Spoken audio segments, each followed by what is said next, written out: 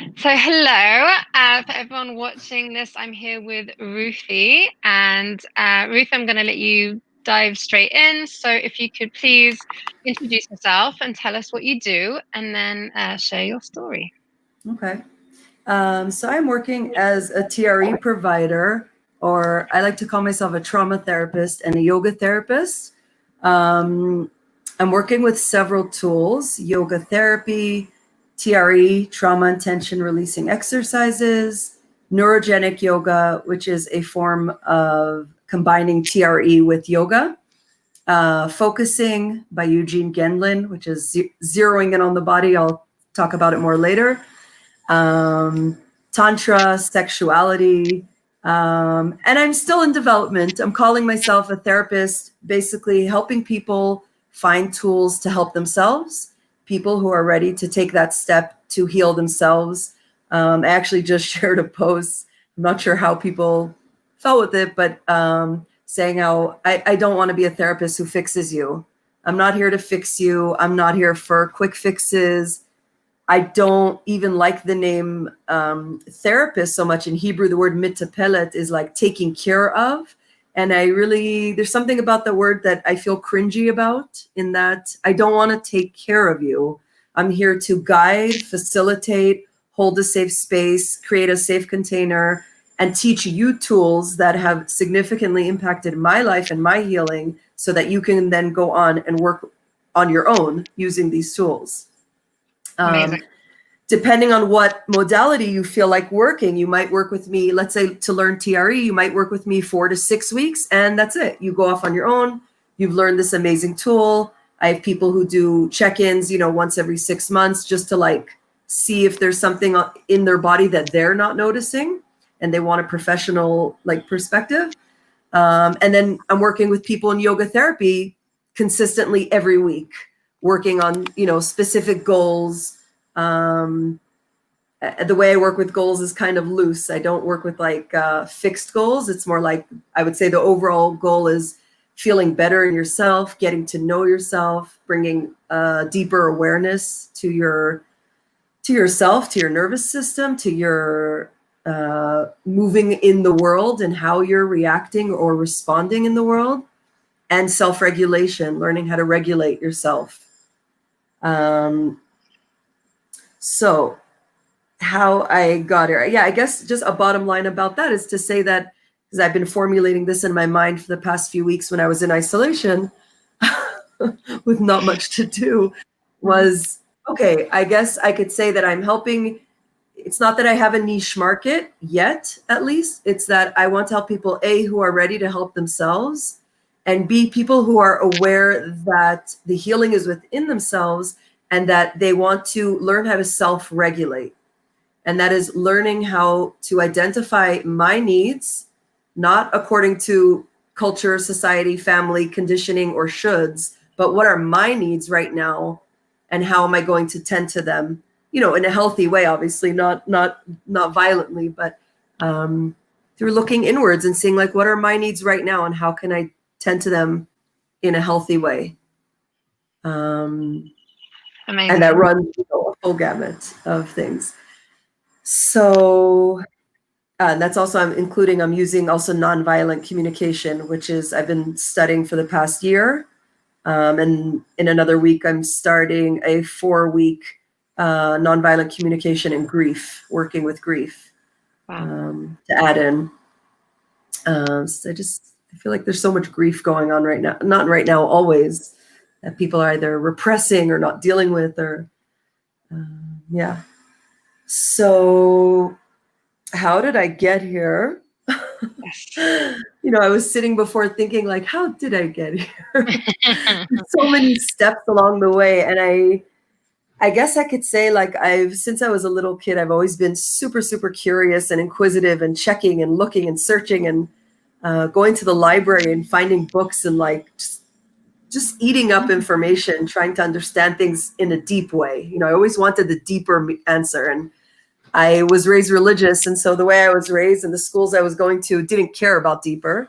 It was very do as you're told because God says so, and do this so that this will happen, and don't do this so that won't happen.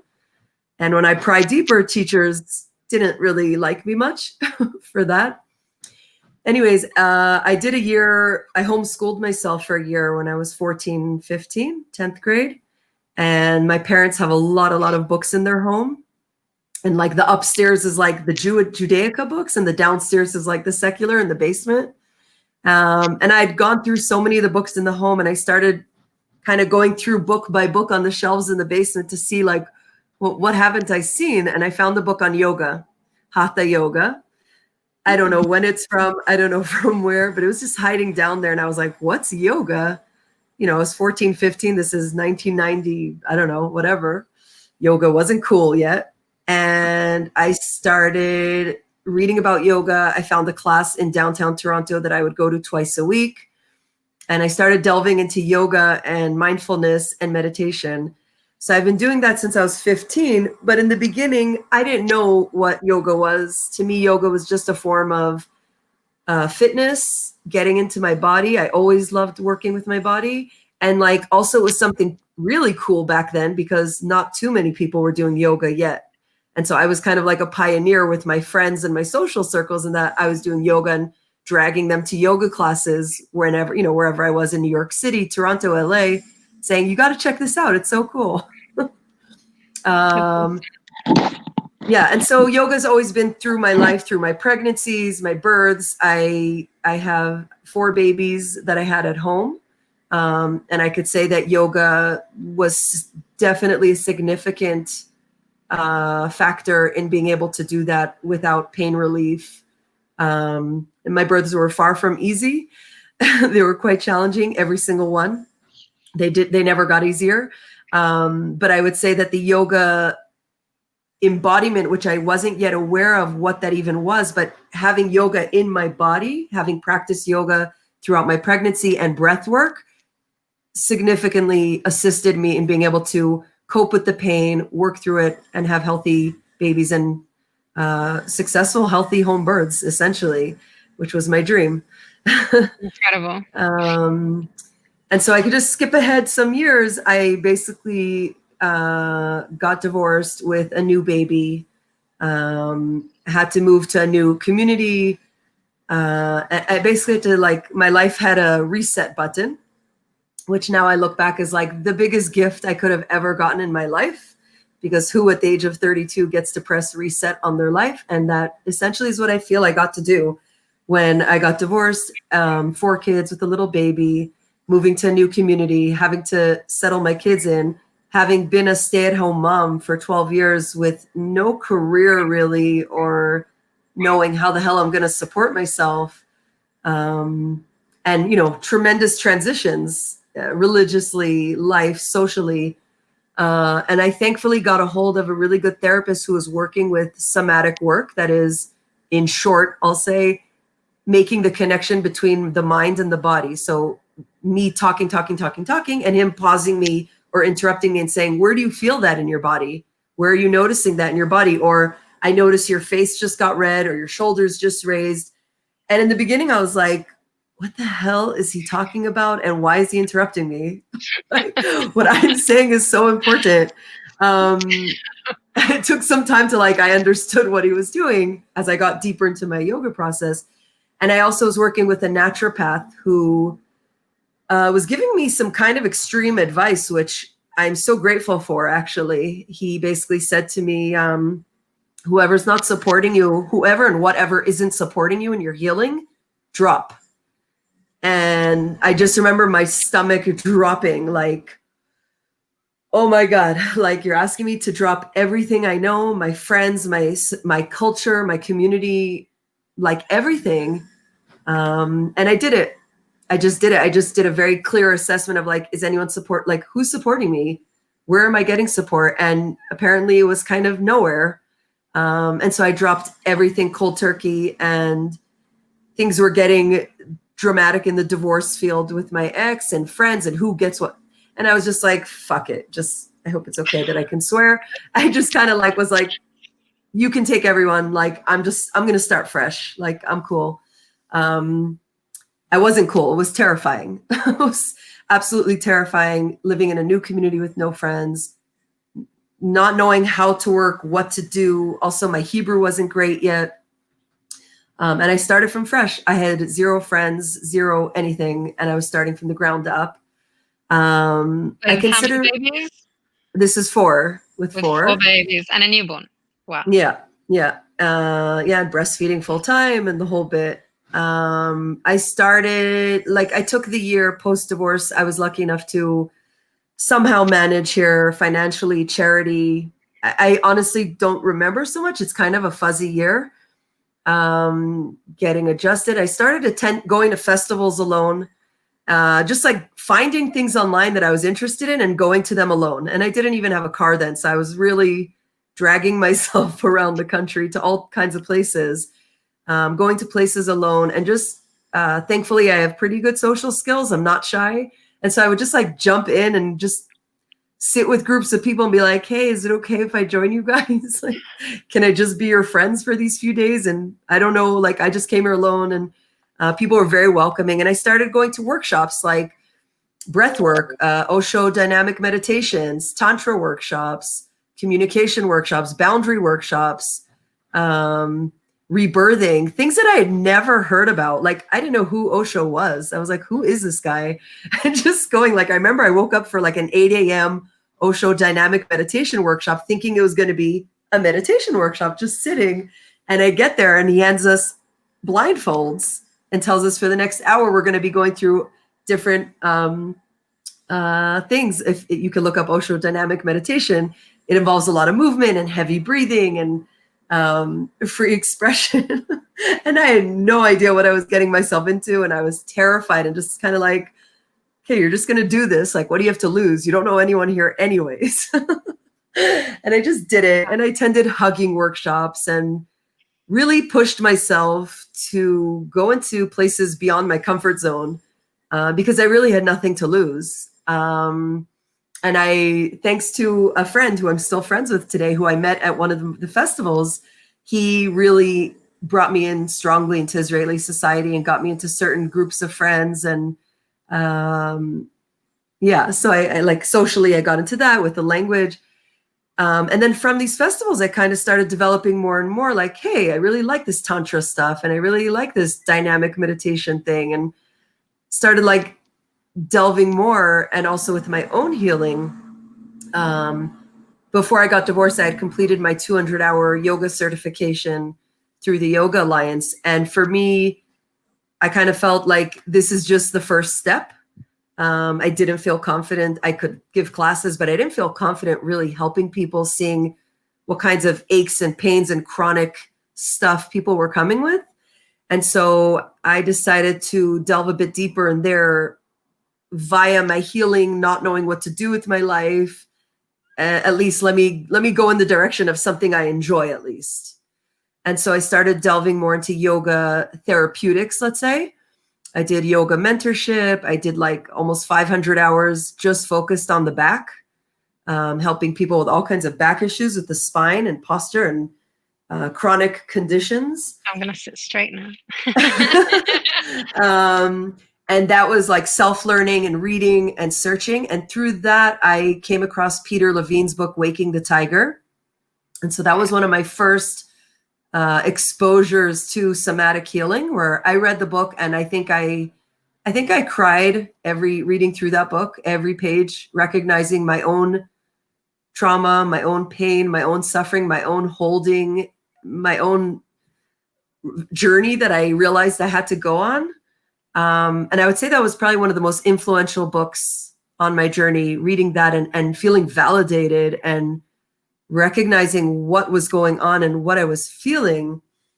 And so I continued more deeply into the yoga therapy path, studying all kinds of yoga therapy to do with trauma and healing with different teachers in this country and in America, different teachers, really going deep into the yoga field, starting to delve deeper into somatics, meaning like getting into my body, like, wait, I can heal from my body.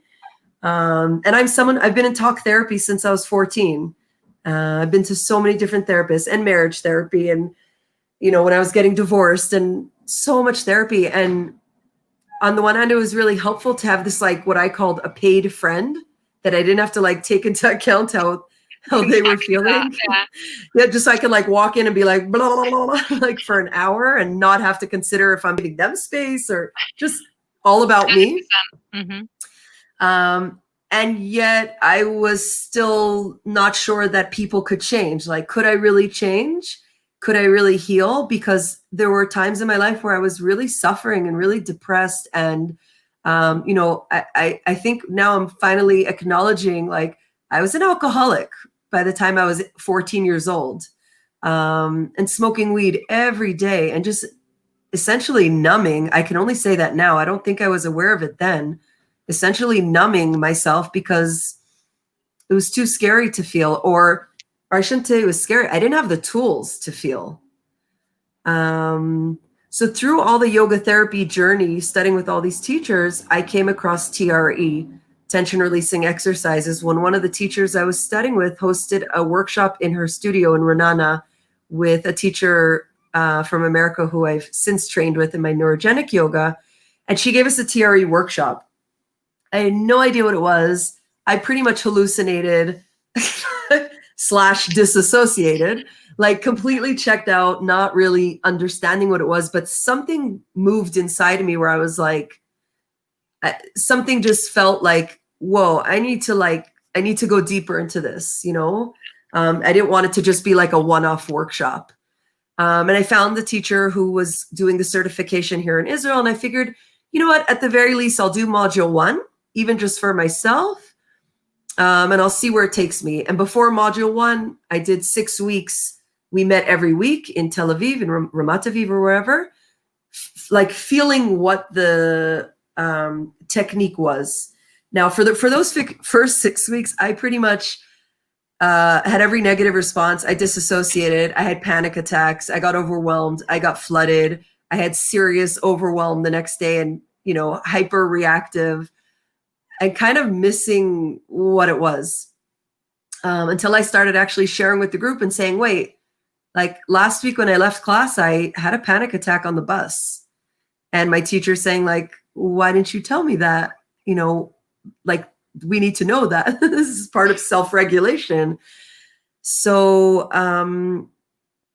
as I started getting deeper into that, and then I decided to do module 1. And then after module 1, I was like, wait, I want to get certified in this because this is a really accessible, easy, simple tool that I would like to bring to others, to help them. And it started making drastic shifts in my life without much effort. I won't say it was easy. Like, it was challenging. It was painful. I was super dysregulated. My emotions were all over the place. I was doing too much. I was re-traumatizing myself in a sense. I was getting overwhelmed, getting flooded. It took me, I would say, like a good 2-3 years to really know how to self-regulate. Wow. Really know how to like slow down, pause, not do too much, not push myself, really tune into what I was feeling, not with my mind, but with my body. And even now, it's such a journey. It's still ongoing. Like, I could tell you every few months, the way I'm shaking is different because of what I'm going through in life and how that's coming through in my body. And so with TRE, we're basically inducing tremors in the body. So we do it either through poses or we do it through yoga. That's the neurogenic yoga part if you're into yoga.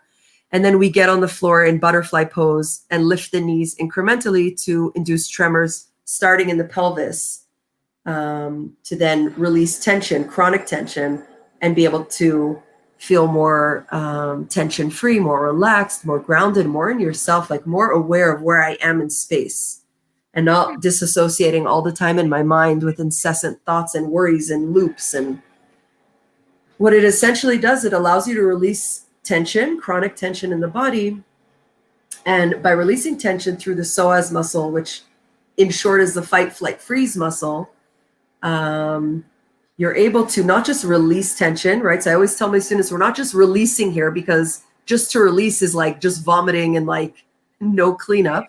So it's actually releasing in a very titrated way. You're releasing little bits at a time. You're kind of microdosing, releasing your tension, because we're not, at least in this technique, we're not looking to, explode on the world. and possibly re-traumatize yourself, but to kind of like a hot air balloon, like to like really gently and slowly release your tension and then rewire.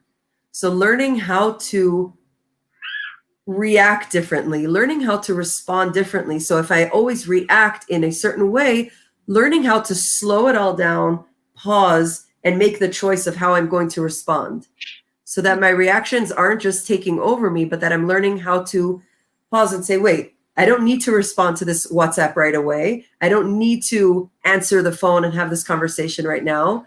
I don't need to act on my anger and react however to my ex, to friends, to my kids, to the man in the post office, to the, in the supermarket line, to the woman who just stole my spot.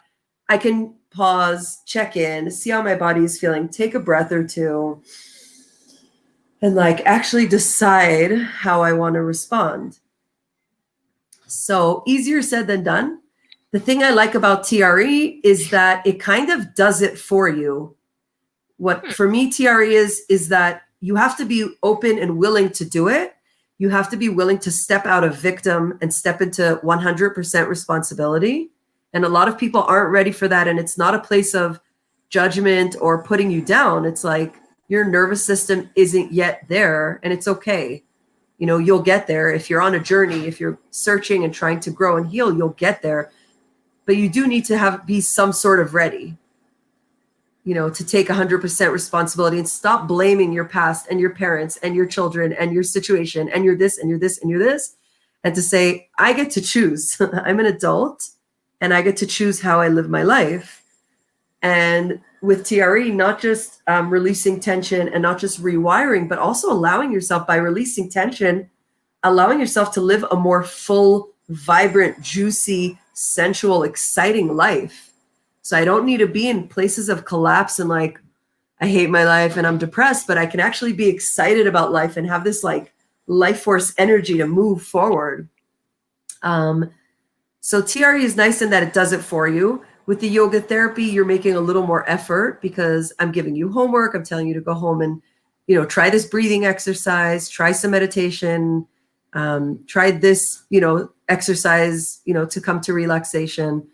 And then with the sexuality part, we're also looking at your sexual patterns and seeing how did your trauma, all the difficult, traumatic, not fun things that happen to you in life, how did they affect how you are moving through the world, how you are as a sexual being? And we're all sexual beings because we all have genitals, unless you're like the point, I don't know what percent that's asexual, or maybe I don't know what the percentage is, but it's quite small.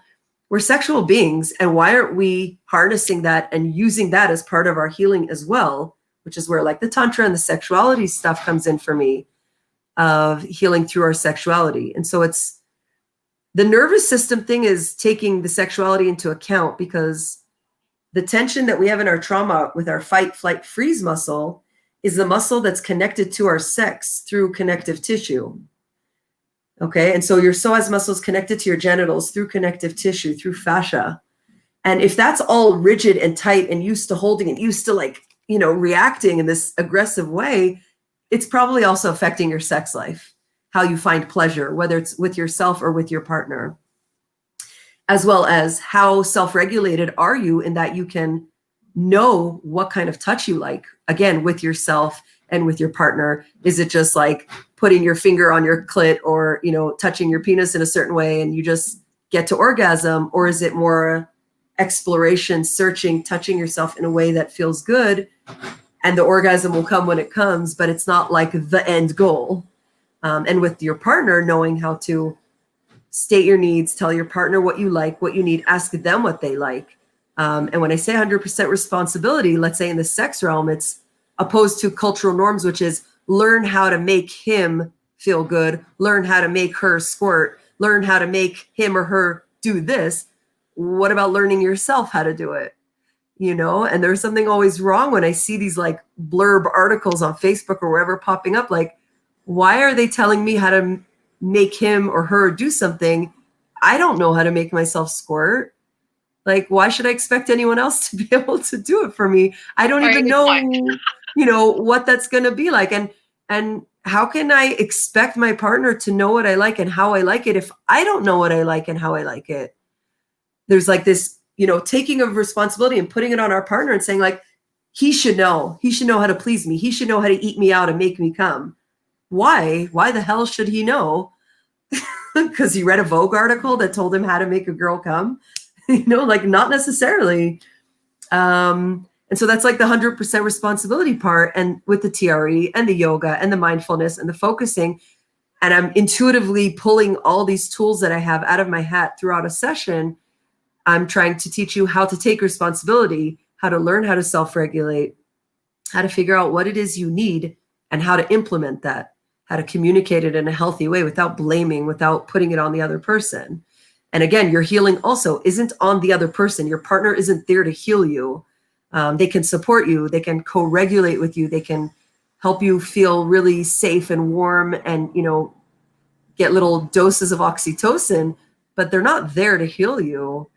And so I really believe that like we have this inner healer within us, that it's up to us to find the tools to learn how to self-regulate, to learn how to make ourselves feel good, and to learn how to heal ourselves ultimately. I do want to add something that I hope it doesn't sound like I'm giving this like promise of like, oh, if you just do TRE and yoga therapy, everything is la-di-da. It's not. As someone who, I hate labeling. I really don't like labeling, but I could say I have complex PTSD.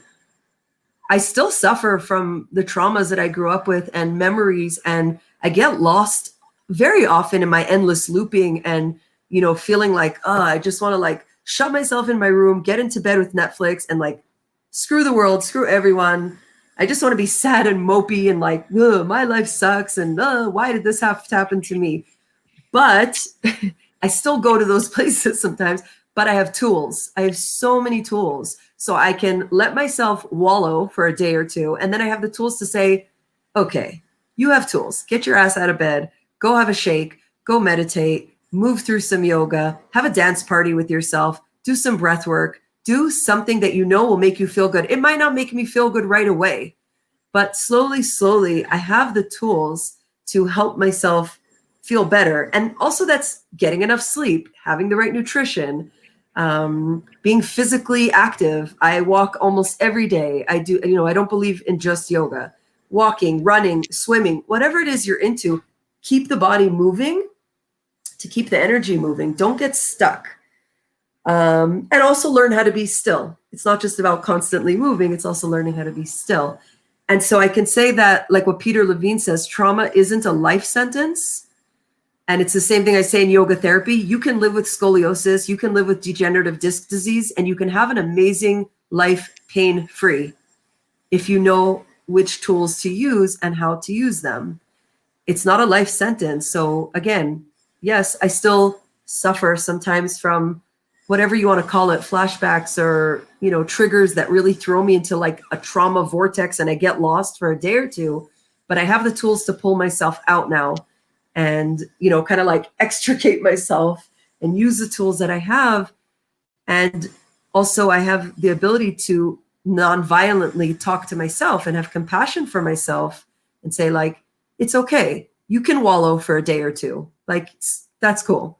And then you're going to pull yourself out and get yourself together and do the things that you're supposed to do or that you need to do. Being a mom, needing to support my family, I don't really have a choice. And doing it in a way that isn't just survival, but also living fully, living in a juicy way, exciting way. I really refuse to have a monotonous, boring life. Like I want my life to be exciting and fun. And I kind of look to my kids for that example, seeing how excited they get about such seemingly silly things. And I'm like, okay, I want to look at the world like that. Like, I want to see every little thing and be like, oh my God, I need to touch that, feel it, experience it, maybe put it in my mouth and like, and approach it in that exciting way. And I've really tried to do that. And again, working with somatics and body healing and embodiment, meaning I think it's so important to get out of the mind. We're such a mind information grappling society, getting more into the body. And I'm guilty of this too, because I'm a geek and I love information and I read tons of books and I I can read and read and read and study and study and study, but if I'm not experiencing it in my body, it's kind of useless. So it's meeting my body, where the mind body connection is everything that I'm doing. Wait, what am I feeling in my body? What just happened to my breath? Oh, I'm feeling something funny in my leg. Like, okay, let's be with that and feel that and acknowledge it. I don't have to try and figure out what it is or make it go away, but being embodied with everything I'm learning, with everything I'm teaching. I see like we're up to 30 minutes. So I'm like pausing myself. You filled the time slot amazingly. No, Yeah. that was awesome, Ruth. Oh my God, I've got so much to say, but I want to address every little thing that you said, but I'm not going to, because I do like to keep these videos, succinct, Yeah. and so that people don't get overwhelmed by a long video. But what I think that what you're doing is absolutely crucial. Yeah. It's not only is it amazing and inspiring and awesome and motivating and everything, like, it's also really interesting, but it's to me at least, but it's I think it's so important. It really, really is important. And the tools, I mean, you've introduced me to TRE. I hadn't really looked at it before. I think I'd heard of it, but I hadn't really researched it. And Mm. I think that these kind of tools are tools that we're not very aware of. We don't hear about them a lot. If it's somatic therapy, if it's TRE, if it's, even if it's yoga therapy, I mean, the trendy yoga isn't yoga therapy. It's, it's No. nothing, they're very disconnected. But I think that the essence of what I'm getting off you is the mind body connection, and embodying, as you now, just like that was your kind of your punchline at the end. I really think that that is so important for us to spread, to teach, to just share this idea, this concept that we're not just up here, and so many of us just live up here, um and then we don't understand what's going on. Why is my body doing these funny things? Like, the connection is missing. We're so disconnected from nature and from our own nature. Yeah. And I really think that what you're doing is crucial, really, really crucial. And uh, I will do everything in my power to help you spread your wisdom and your tools and your guiding. Mm. I'm after I have my baby, I'm signing up for everything Yay. that you teach. Awesome. I wanna know all of it. I wanna try it all. I wanna do it all. I Yeah. want all of it in my toolbox too. I think that these are really, really awesome tools. And yeah, just keep doing what you're doing. You're amazing. Yeah. Thank you, Emily. Thank you for Thank the opportunity. thank you for sharing. Thank you, thank you, Yeah. thank you for being here. I appreciate it, and I appreciate you. Yeah. Thank you. Thank you. Bye. Bye.